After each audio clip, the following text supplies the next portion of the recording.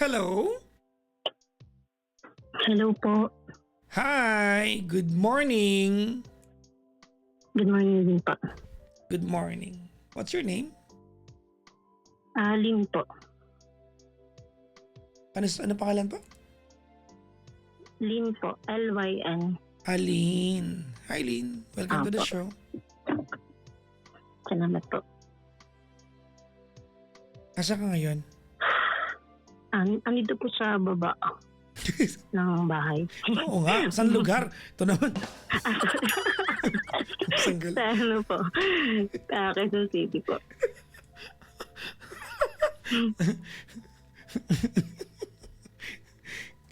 Ilan taon ka na, Lynn? Magta-30 na po ngayong September. So Kinakabahan ako. that's 29? Opo, bali 30 na rin po kasi September nga po yung birthday ko. Hindi. Enjoyin mo, hindi ka pa 30, 29 ka naman. Inuunahan yung Sige panahon. po. So si Lynn ay 29 from Quezon City. Tama na, ma'am, no? Apo. Okay. Anong ginagawa mo sa buhay? Pinagkakaabalahan mo, Lynn?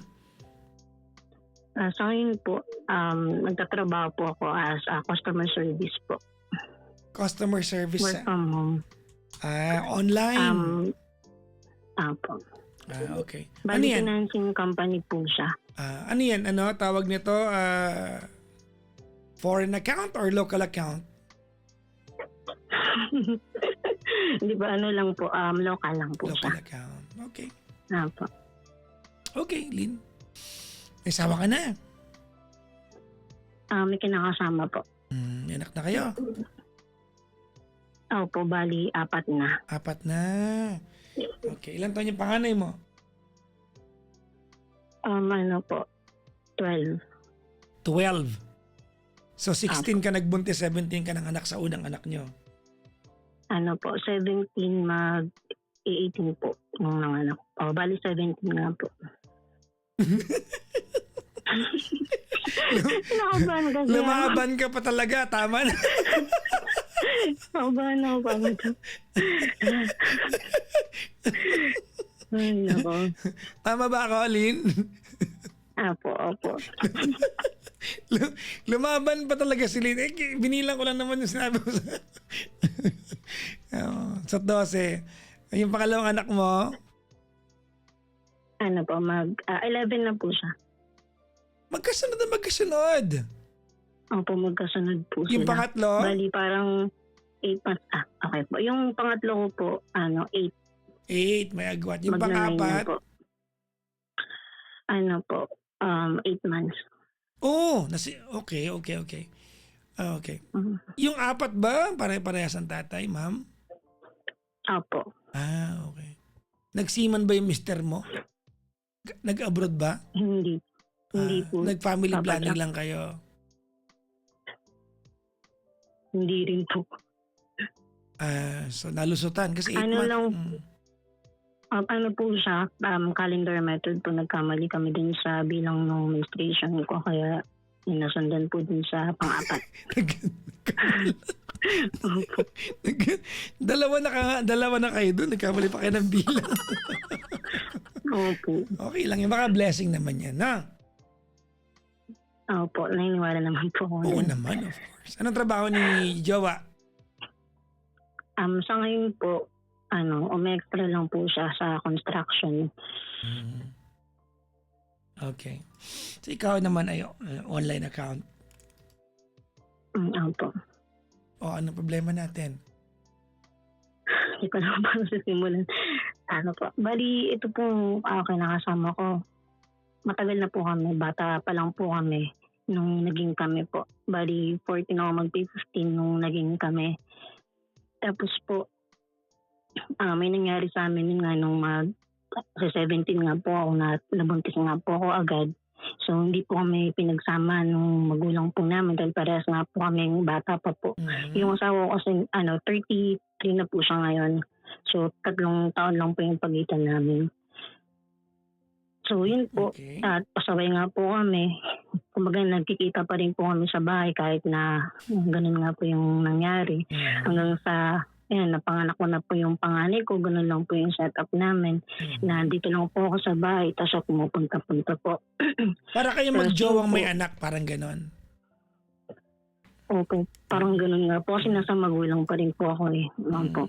Okay. Tapos ang nangyari po, yun nga, nasundan nga po siya, yung panganay ko. Dahil nga, may nangyayari pa rin nga po sa amin sa pag dito po siya natutulog sa bahay. Mhm. Okay, so yun po, nung nabuntis na po ako sa pangalawa, hanggang sa nanganak po ako, parehas po kami walang trabaho nun kasi bata pa nga po kami. Bali yung tumutulong lang po talaga is yung magulang po niya. Tsaka Mhm. yung magulang ko po. Kumbaga yung magulang ko, cargo ako. Ganun po. Tapos yung magulang niya, tumutulong sa ibang pangangailangan po ng mga anak namin. Okay. Ganun po. Ngayon po, nung yun nga, nanganak na po ako nabuntis po ako sa pangalawa, hanggang sa nanganak po ako dun sa pangalawa, nagdesisyon na po kami na magbukod na nga po dahil nga dalawa na nga po yung anak namin. Mhm. Tsaka para nga matuto rin po kami sa buhay, ganun. Okay. So yun, nagdesisyon po kami na mangupahan. Sakto naman po nung panahon po na yun, nakapagtrabaho na po siya sa warehouse po. Okay. Nung time po na papapadyak, naman po, okay naman po yung pagkasama namin kasi siya po yung nagpa-provide, ganyan. Nanginginig ako. Tapos ayun po, bali yung trabaho ko bilang nanay tsaka asawa, nagawa ko naman po yung pagsisilbihan siya bago pumasok, ganyan. Pag uwi, nagagawa ko po yung ganun. Tapos yun, hanggang sa tumagal na po kami doon sa inuupahan namin, isang taon na po. Nakaramdam po kami ng parang hirap nga sa pera kasi nga nangungupahan po kami, tapos may dalawa pa po kaming anak. Mhm. Kaya nagdesisyon po kami na bumalik po kami dun sa bahay ng mama ko kasi ang nangyayari din naman minsan doon din po ako kumakain sa kanila kasi hindi nga po sapat yung pera din na kinikita po ng asawa ko. Okay. Ngayon, nung nagdesisyon po kami na bumalik na dito sa bahay po namin, may kwarto kasi ako dito, Papa Jack. Tapos ang ginawa po, pinagawa na lang namin ng sarili naming bahay para masabi po namin na amin at nakabukod pa rin naman po kami. Okay. Ngayon, pinagawan po namin ng sariling daanan, CR po at saka lababo. Mhm. So yun po, nung lumipat po kami dito, yun, nasundan na nga po ako nun sa pangatlo ko po, yun nga yung sa 8 years old po. Ngayon, dito na po parang nagsimula talaga yung ko po, problema ko kasi pagkapanganak ko po dito sa pangatlo ko, mga ilang buwan po, nagdesisyon siya na tumigil na sa pagtatrabaho kasi may inaasahan po kasi o hinihintay po siya na mas magandang opportunity. Yun po yung ina-applyan po niya. Ngayon, hindi niya po kasi masikaso yun kung may trabaho po siya. Kaya ang ginawa niya po, nag-resign po siya dun sa trabaho niya. Ngayon, ang nangyari po, parang bumalik ulit kami sa dati na magulang ko pa rin yung sumusuporta sa akin, tapos yung magulang niya tumutulong-tulong na lang po. Ganun. Hanggang sa yun, umabot na po ng 6 months yung baby ko. Nung time na yun, yung pangatlo, 8 months, parang nahihiya na po ako talaga kasi nga, inisip ko kami yung gumawa nito, ganun. Mhm. Tapos parang pinapaako pa rin namin sa magulang namin. Ganun. Kaya ang sabi ko sa asawa ko, sige, ganito na lang. Magkatrabaho na lang ako para habang wala ka pang trabaho, ako na lang muna. Ngayon pagka nakapasok ka na dyan, pahinga na lang ako ganun sa bahay. Ulit ako mag-aasikaso sa mga bata, ganyan. Mhm. Tapos yun, awa naman po ng Diyos. Nakapasok naman po ako sa trabaho kahit na wala akong experience. Tapos, Ito yung kahit work, nag-graduate ito lang yung ako. work mo ngayon. Opo, hanggang ngayon. Matagal ka na sa company na yan. Opo, 8 years na rin po. Halos kayo na rin nung pangatlo ko. Opo. Okay. Tapos, ayun. Nung mga unang taon, Papa Jack, okay na okay pa ako dun sa pagtatrabaho ko. Na-enjoy ko siya, ganyan. Mhm. Pero nakaramdam na ako, Papa Jack, na kumbaga pagod, ganyan kasi Burn out. sa gawaing bahay. Mhm. Okay. Kumbaga pag uwi ko, ako pa rin gagawa. Tapos di pa sa kanya. Bunso ko nung panahon na yun. Okay. Tapos pag day off ko, maglalaba ako, ganyan. Hindi ko naman siya nirereklamo. Sinasarili ko lang, ang inaano ko lang, tulungan niya ako. Pero nung mga panahon na 'to, ano lang siya, nagse-cellphone, ganyan. Noong time na yan, wala siyang work. Po, wala kasi nga po inaantay niya yung opportunity nga po na ina-applyan niya. Ano yung apply na ano? Ano po, military. Oh, okay. Gano'ng katagal siya Gano'ng katagal siya nag-antay? Ayun po, bali yun nga, nung magto 2 years na po ako sa trabaho, doon na po namin nabalitaan na hindi nga po siya nakapasok. So 2 taon siya Dahil over- nakatenga? Ako po. Okay. Tapos, ayun po, nalaman nga namin na hindi siya nakapasok dahil overage nga daw. So, parang na-demotivate siya, parang nawalan siya ng pag-asa nung time na yun. Ngayon, ang inaano ko sa kanya, okay lang yan, kaya naman natin dahil may trabaho pa naman ako, sabi ko.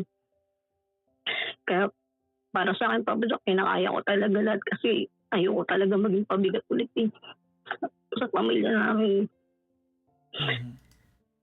Tapos, ayun na nga po. Panganay ka ba sa magkakapatid? Opo, panganay po ako. Tapos, ayun po, hanggang sa dumating na po yung pandemic. Tapos nung panahon po na to, binarpamon po kami. Kaya laking pasalamat ko dahil hindi po ako nawalan ng trabaho nung pandemic po. Tapos, di nung time po na to, na pandemic, nag-work from home ako, mas lalo akong nahirapan. Okay. Kasi, kapag nagtatrabaho ako, nagluluto ako. Papadedi ako. Pag nama yung anak ko, dilinisan ko, papaliguan ko. Tapos minsan nag-aaway na kami sa gawaing bahay kasi parang naghihintayan kami. Gusto niya yung gagalaw. Tapos nagsabi ako na pwedeng ikaw naman muna. Total, may ginagawa pa naman ako. Pag out ko naman ng gabi, ako naman mag-aasikaso, sabi ko. Hanggang sa nasanay na lang ako na sige, ako na lang gagawa. Yung mga gawaing bahay. Ako na, Lynn. Marunong ako maglaba, marunong ako maghugas ng pinggan. Asan yan? Puntahan mo yung vlog ni Gandang Kara. Naglaba ako doon. Naghugas ako ng pinggan, naglinis ako ng bahay, nagdrive. Ako na, asan yung mga labada? Ipalalamove mo sa akin. Maulan eh. Hindi, ako na. Kaya kong gawa ng paraan yan. Gagawa ko ng paraan. Kaya ko yan. Maglaba lang ba? Oo. Kahit yung mga malilinis, lalabahan ko na rin. Ha? Kahit di madumi. Okay, sorry. Pinapatawa lang kita. Oh, sige na, game. Po. Tapos, ayun po, na parang nagreklamo na ako noon na parang gusto ko na nga pong magpahinga. Tapos, siya na lang po yung magtrabaho. Tapos, labi niyong sinasabi sa akin na mamamatay tayo pag wala ka ng trabaho, hindi natin kakayanin. Sabi niya sa'yo? Parang yun yung tumatak. Yun yung tumatak sa isip ko na dapat hindi ako tumigil. Kailangan magpursige pa rin ako, tiisin ko lahat. Ganyan po. Kasi wala rin naman talaga po aasahan nga. Tapos, ayun po, hanggang sa nabuntis po ako. Nakunan po ako nun dahil nga sa sobrang po. Ano yun? Bago yung pang-apat na anak, bago yung pang-apat na anak nyo na miscarriage ka? Opo. Dahil sa? Bago po yung pang-apat, sa stress po. Sa pagod? Opo, sobrang stress daw po sabi nung OB. Tapos, ayun po, hanggang saan ka na-stress? Sa sitwasyon ko po, sa mga nangyayari sa akin. Okay. Hindi ko po alam kung dala ba yun ng postpartum o talagang burnout lang po ba talaga sa trabaho, sa gawaing bahay, ganun po. Kasi parang pakiramdam ko, parang wala pong tumutulog. Ganun. Tapos, ayun po, Minsan naman po Papa Jack, may trabaho naman siya. Construction nga po, pa-extra siya. Pero dahil may utang nga rin po siya sa magulang niya, hindi naman po lahat napupunta sa amin. Minsan 1,000 lang, 500. Pero hindi naman po ako nagreklamo dun kasi nga kahit pa paano may pumapasok pa rin naman po. Kasi yung na po, back to normal na, nag-office na po ulit kami. Hanggang sa yun, nagpatuloy na lang po yung ganun. Na-set up po namin na ako pa rin po yung may trabaho. Tapos siya po pagka ginusto na lang niya magtatrabaho. Pero pagka wala po talaga. Tapos ayun, Papa Jack, hanggang sa buntis nga po ako dito sa pang-apat ko po na hindi nga po namin kumbaga inaasahan. Nag-usap na po kami. Nasabi ko pagkatas kong mga anak dito, mag-resign na talaga ako kasi nga hindi ko na po talaga kaya. Okay. Anong gagawin mo pag nag-resign ka? Kung gusto ko sana mangyari, siya na lang po magtrabaho. Okay. Ako na rin magtatrabaho. Kakaturoan kayo eh. Ako na lang din, oo. Ayun nga po. Pero alam ko po, Papa Jack, na malabo nga mangyari. Kaya yun, nagtiis pa rin ako sa gantong sitwasyon hanggang sa nanganak na nga po ako. Tapos 3 months lang, balik na naman po sa trabaho. Sa office, yung dibdib ko kahit sumasakit, may gatas, namamaga. Kasi lactating ka, di ba? No, po. Okay. Tapos gano'n din, pag-uwi pa rin sa bahay, alaga pa rin naman ng anak. Kumbaga, parang pagod na talaga ako. Ganun. Tapos sabi niya, hindi ka pwede mag-resign kasi nga, ikaw lang yung regular sa trabaho. Ikaw yung may maayos na trabaho. Tapos naiintindihan ko naman. Pero hintayin pa ba, Papa Jack, na masiraan ako? Kasi, hindi, Papa Jack. Di ba po? Kakapanganak ko lang. Tapos may nangyari sa amin.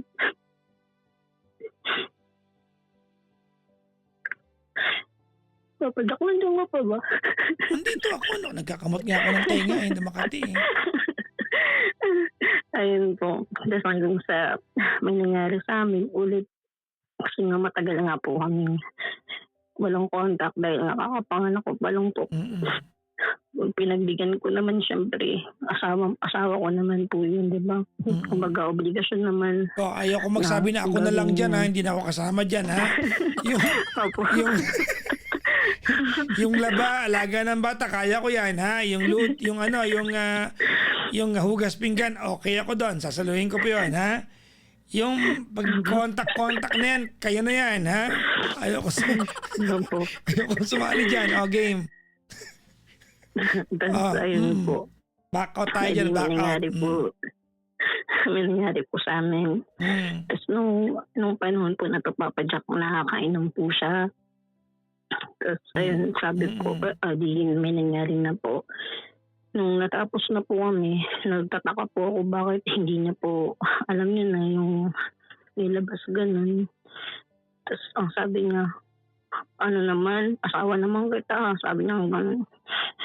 Nagalit ako kasi sabi ko, hindi ka nag-iisip, alam mo, buntisin ako. Kasi nga, di ba, kumbaga sa pangalawa namin, kasunod lang yun eh.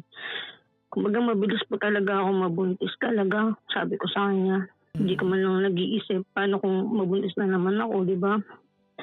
Nahirapan na nga ako eh. Sabi ko sa kanya, sabi niya, di yan, kakaano pa lang, ganun niya. Kumbaga iniisip niya na hindi talaga mabubuo. Tapos, ayun, Papa Jack, nabuo. Sa buntis ka na naman ngayon? Opo. 4 months na. 4 months na? Magka 4 months na. Ano sabi niya sa'yo? Blessing daw. Ano po? Blessing daw po. Well, hindi naman siya mali doon, pero syempre, mahirap sa umpisa yan. Ang hindi ko lang maintindihan kasi bakit ginawa niya pa yun. Naiinis ako sa kanya kasi hindi siya nag-iisip kasi Sa totoo lang, nahihirapan talaga ako. Hindi pa ako totally nakaka-recover sa katawan ko eh. Kasi pagkatapos ko mga anak trabaho. Tapos ngayon, buntis na sa office, pinabalik kami sa office, nagtatrabaho ako, buntis ako. Tapos ngayon, work from home ulit kami. Ganun pa rin, trabaho pa din. Mhm. Tapos, sa... Pero Papa Jack, mabait yung asawa ko ah. Hindi siya babaero, wala akong ano sa kanya. Sa'yo, Tsaka sa'yo lang siya, hindi ko... sa'yo lang talaga siya gigil. Ayan, tuloy. Gigil na Tsaka gigil, naman hindi po. papapigil. Saka hindi naman po, kumbaga hindi ko naman din naisip na hiwalayan din po siya kasi nga wala talaga sa isip ko yung ganun. Tapos, ayun, hanggang sa yung nga nabuntis nga pa, masama loob ko talaga kasi nga hindi siya nag-iisip. Tapos ang kinakasama palalo ng loob ko, yung di man lang niya ako matulungan dito tulad nung nakaraan. Ano niya Kaya ngayon? nag-breakdown ako. Anong trabaho niya ngayon? Yun nga po, construction lang. Halimbawa sa isang buwan po, minsan may isang linggo, 2 linggo. Ganun po. Hindi, mahirap talaga. Hindi nila kasalanan walang ano, laging ano yan. Kaya dapat madiskarte sila eh. Oo. Opo.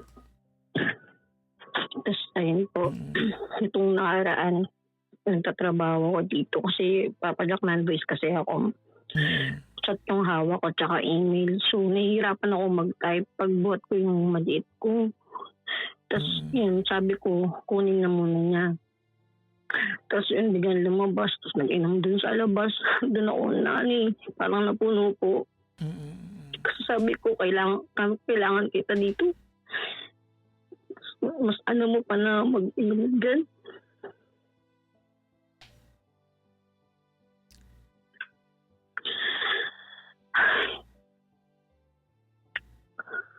Tapos yun, buti yung mga anak ko, yung panganay ko, naasahan ko na yun. Sila po yung nagbabantay. Tapos nitong huli, na ano po ako kasi nakasangla yung ATM ko. Tapos may utang kami sa tindahan. Tapos naubusan po ako ng gatas yung anak ko kasi nga nung nag-office po ako, humina po yung gatas ko noon eh. Hanggang sa hindi na po kaya talaga ng pure na breastfeed ko kaya nag-mix po kami. Tapos yun po hanggang sa nga nawalan ng gatas yung anak ko. Nagsabi ako sa kanya na baka pwede ikaw naman gumawa ng paraan ngayon. Bumili ka ng gatas doon. Hanap ka ng baga pwede mautangan ba. Tapos ang sabi niya sa akin, wala akong magagawa. Alam mo naman, wala akong maayos trabaho eh. Paano ko babayaran? Parang na ano ako, sabi ko, hindi ka ba nakaawa sa anak mo? Sabi kong ibang tatay nga dyan eh. Pag alam na walang ng gatas anak nila, halos di na alam kung anong gagawin para lang maibigay yung pangangailangan. Kasi ikaw, matitiis mo na walang matiti yung anak mo. Tapos yun, ginawa ko. Ako pa rin yung umutang. Ano sabi ng magulang mo dito? Hindi pa nangingailam yung magulang ko. Hindi ka nagsusumbong? Di ba nasa poder kayo ng magulang mo? Nakahiwalay lang kayo ng kaunti? Oo po. Hindi ka nagsusumbong? Nagsasabi po ako pero hindi po lahat-lahat kasi ayoko din naman po na masira din siya. Tapos kasi alam ko ba ang balik din talaga niyan papadak sa amin din naman kasi nga kami po yung bumuhay nagbuo ng ganitong pamilya. Ginusto namin. Kumbaga ayaw ko po na ipasa pa sa iba yung nagiging problema namin. Hindi ko sinasabing ipasa yung obligasyon. I'm just saying, well, at some point you can seek guidance from your parents kung nandiyan naman sila. Kasi may sarili din pong problema din si Papa. Hindi mo sila hihingian ng panggatas. Hindi po. Papatulong ka lang sa kanila to put some sense into your irresponsible partner.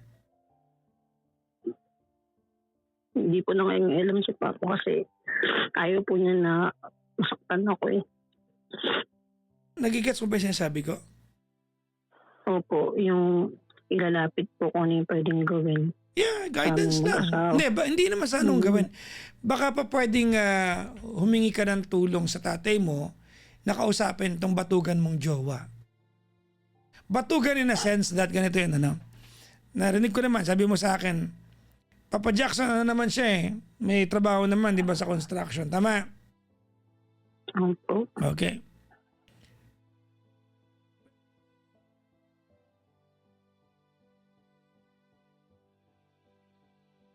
Nagigets mo? Opo. Sa mga araw na wala siyang trabaho, hindi po pwede na binata siya. Hindi po pwede 'yon. Opo. Hindi po pwedeng wala siyang tanggap, magiinom siya. Hindi po pwede yun kasi Diyos ko po, 4 yung anak niya, may pang-5. Yun nga po, kaya nga masama ang loob ko, Papa Jack. Hanggang ngayon po, hindi pa po ako nakapagpa-check up. Kasi kahit ako mismo nahihiya ako sa sarili ko kasi Ba't ka nahiya sa sarili mo?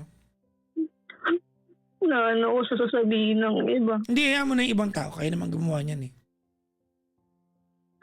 Kasi siyempre, Papa Jack. Mhm. Ayun po, di kasi natin maalis, di ba, sa isip No. tao, lalo na kung hindi kayo naiintindihan. No. Hindi natin idadagdag ang opinion ng ibang tao sa problema. Marami na kayong problema as it is. Hindi na para dagdagan natin ang opinion ng ibang tao. Yun po, pero isa rin talaga yun sa nakakapagpadagdag din talaga sa akin ng problema. Hindi na para idagdag mo pa yon. Opo. Kasi walang maitutulong sa iyo.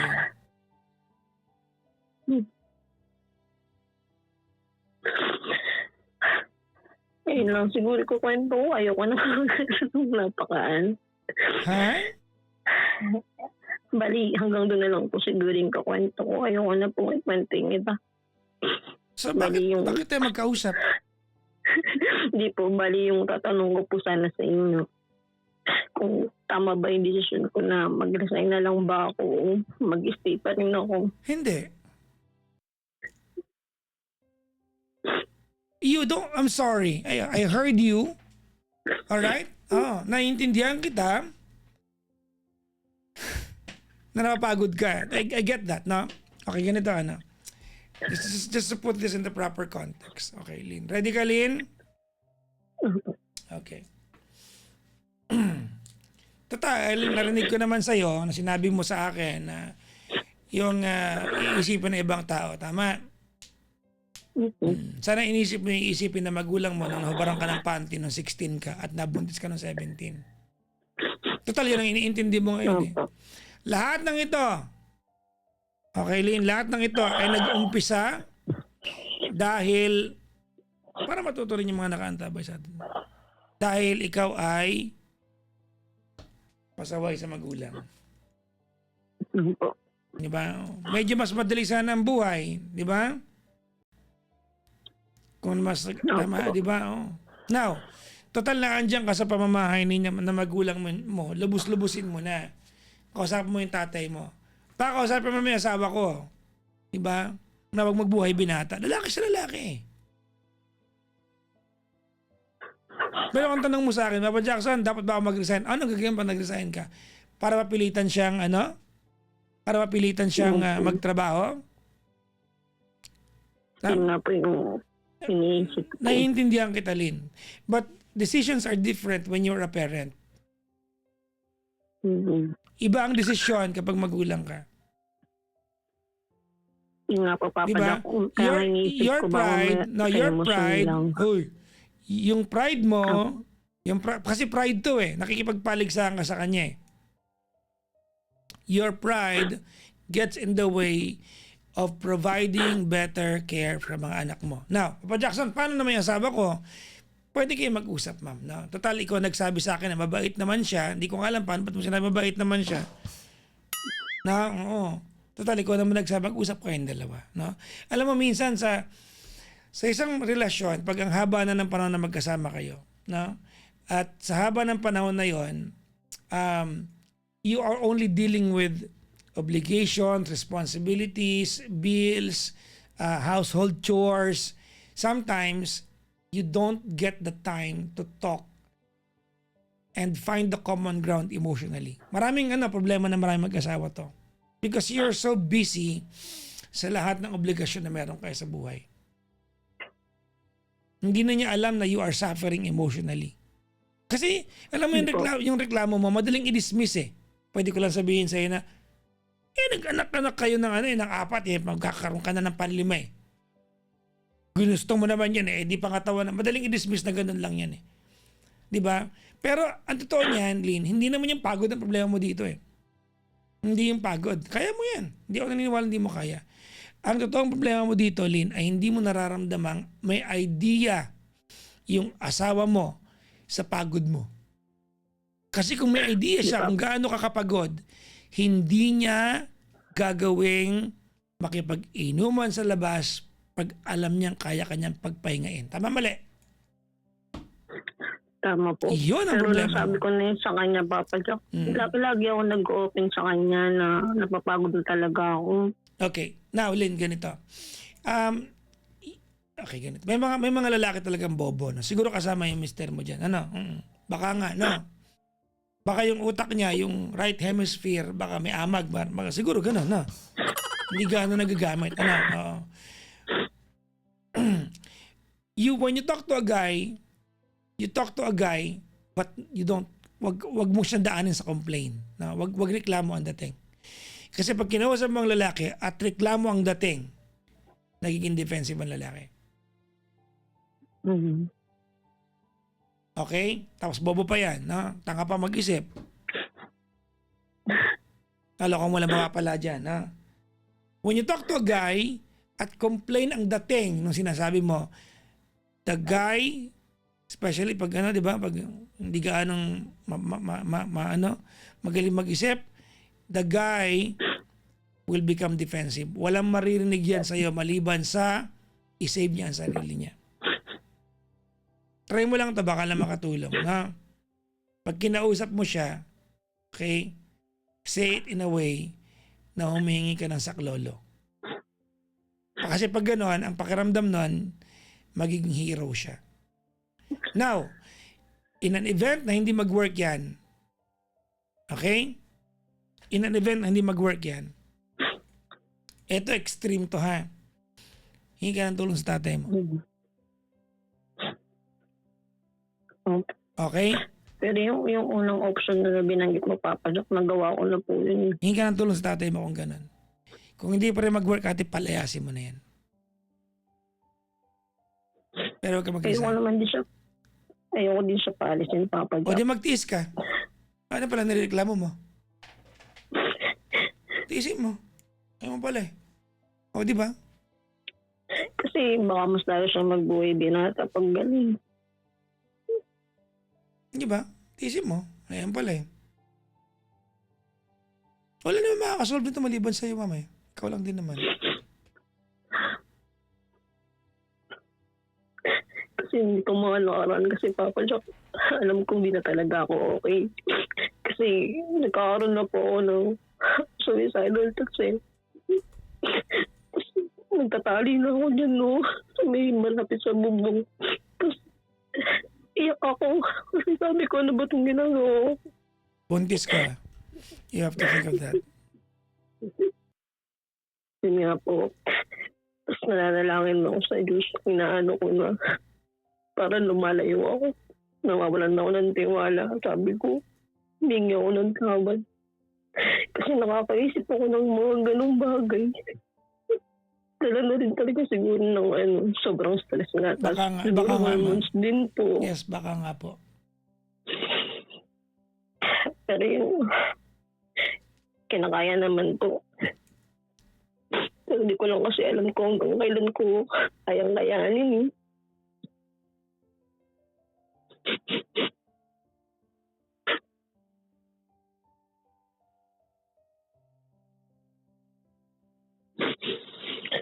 Kasi minsan hindi siya na problema sa mga bills dito. Palayasin mo naman. Hindi ko din po yun sinusumbat kasi sabi ko. Hindi, palayasin mo na. ko. Hindi, palayasin mo naman kung ganyan. Nainiwala kasi ako na baka pwede pang magbago. Pag pinakitaan ng mabuti ba, baka Ikaw. magbago pa.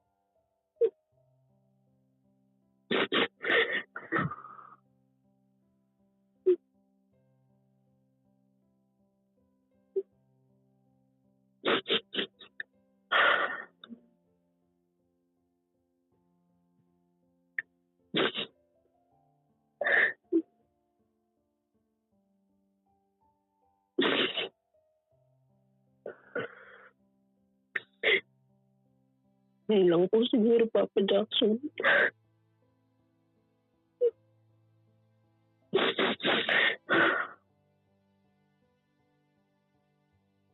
Ano ang itulong ko sa'yo, ma'am? Ayun po. Patulong ako sa magulang ko. Okay. Siyempre, buntis ka ngayon, di ba? 4 na buwan, tama? Ayun po. Okay. 29 ka pa lang. Sa mga anak ka bago mag-30. O bago mag 31 ka kasi magba-birthday ka na malapit na, tama? Okay. Pwede makiusap sa'yo, Lynn? Opo. Okay. Pwede kapag ka nanganak ka na, bili ka condom o kaya pills. Kayong dalawa. No condom, no pills, no sex. Pwede bang ganon? Kung yan ang problema natin dito. Opo. Pwede ba yan, ma'am? Kasi ma'am, sa totoo lang ha. Oo. Paano naman to tawag nito, masusolusyonan nyo naman eh. Nagigets ko mag-asawa kayo, magtatalik at magtatalik kayo niyan. Tama. Pero kung masyado kang fertile, no? Fertile ka talaga, buntisin ka, agapan niyo po. Opo. Alright? Opo. Pwede ba yun, ma'am? Bili kayo ng condom o kaya pills? Opo. Huwag yung calendar method, makasumabit pa kayo dyan. Sumabit na kayo eh. Opo. Di ba sumabit, nagkamali kayo ng bilang. 2 na kayong gumawa, nagkamali pa kayo bilang. But, okay, ganito ganito, Lynn, gusto ko marinig mo to, sabihin ko sa'yo. Narinig kita nung sinabi mo sa akin na hirapan ka na mag-work. Tama? Opo. Okay. Nanay ka, Lynn, no? Decisions are different when you're a mom. Okay? Opo. Decisions are different when you're a mom. Yun nga po, Papa. Tsaka yung napipigil nga din sa akin. Okay, nanay ka. Tutigil na po ako doon. Nanay ka, ma'am, kung ginagawa mo lang ito para pilitan siya na na mag-work, no. Kung yun lang, ma'am, at napipikong ka na mas marami kang iniaambag sa buhay na meron kay palayasin mo na lang yan.